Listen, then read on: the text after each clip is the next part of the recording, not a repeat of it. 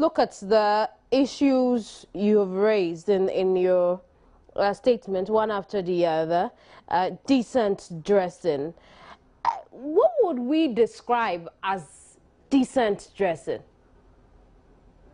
I may not be able to give you a definition, but when I see something which is indecent, I know it.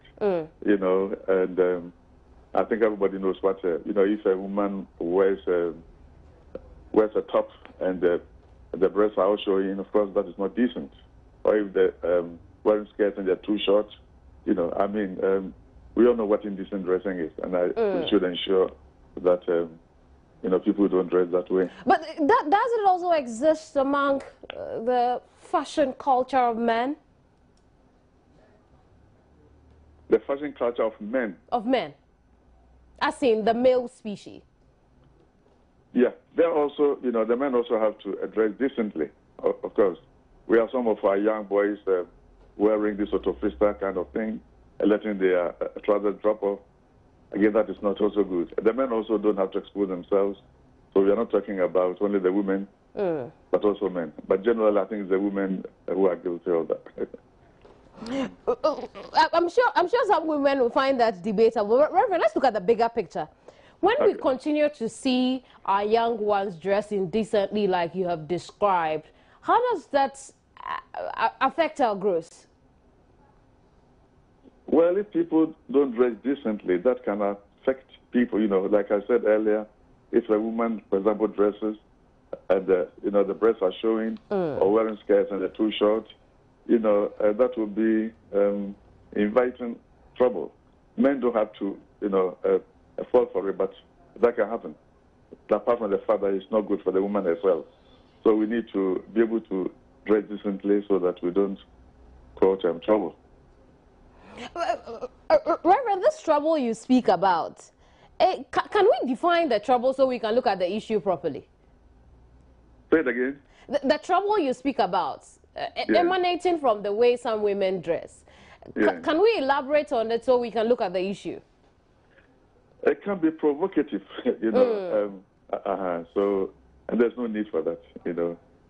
Yeah. Very well. But won't these young ones say it's the trend of the time, and hence, you know, they're going with a trend? Whatever may be the trend may not be the right thing to do. You know, if it's a trend to go about without wearing anything, that doesn't make it right.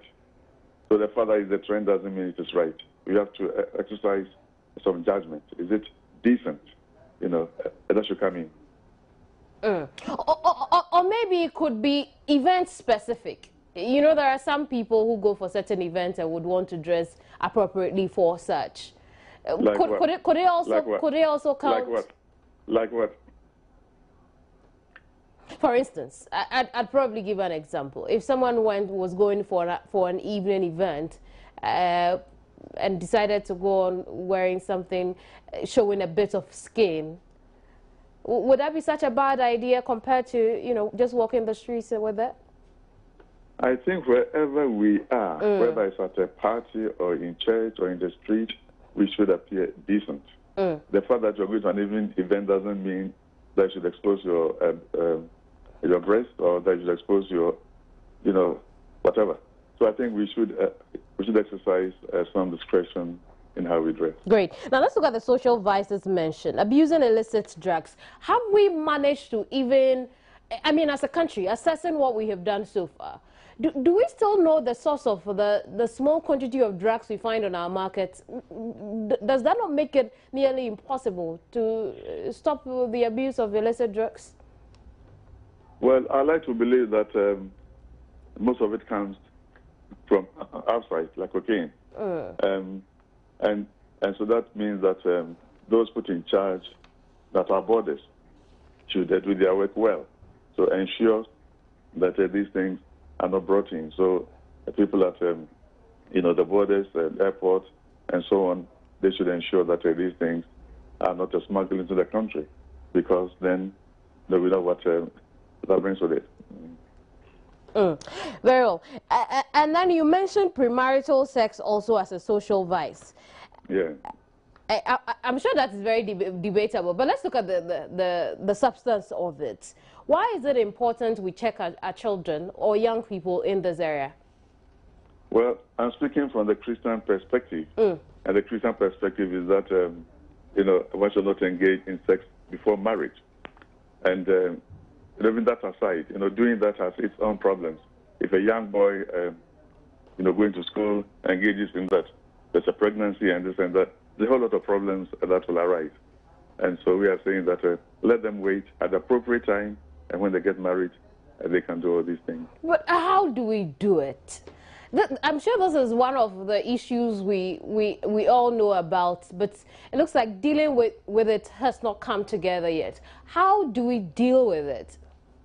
Yes, well, that's where the role of the family comes in. Parents have an obligation to bring their children up properly, to teach them about sex, but then at the right time and so on, and point out the dangers of engaging in premarital sex, and then also the fact that it is not right according to one's religious beliefs and so on. So it's the duty of parents to bring children up, to know these things.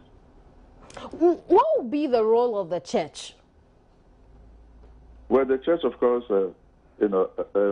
teaches the members about morality. So these parents are obviously people going to church, and there they have the teaching and how they should go about it, and so on. So the church plays an important role in all this. Very well, Reverend. And now that we just entered 2015, what would be your single most important message to young people? I will ask them to try to live morally good lives and avoid things that will bring them trouble, like taking drugs and so on. And then also I will ask them to take their studies seriously, because that's necessary for one's future. So to take their studies seriously and not engage in selling things by the roadside.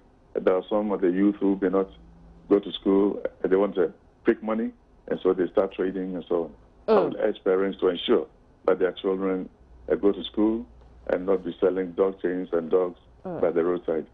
In assessing the church, and I mean not just the Catholic Church, but in assessing the role of the church in national development retrospectively, with 2014 as year under consideration, how do you think the church fared? Well, it's not for me to judge the church. Maybe people like you from a distance can look at what we did, but we tried to, do what we can to promote peace and to promote development and so on. But it's difficult for me to pass judgment on myself as the leader of the church. I think it would be better for people like you, for outsiders, maybe to pass judgment. Very well. We'll leave it here for now. Thank you very much, Most Reverend Joseph Osei-Bonsu is president of the Catholic Bishops' Conference, and we've been speaking about issues of national interest, corruption, bribery, and general breakdown of morality amongst the Ghanaian people, which the Catholic Bishops' Conference is observing as very detrimental to the growth of the Ghanaian community.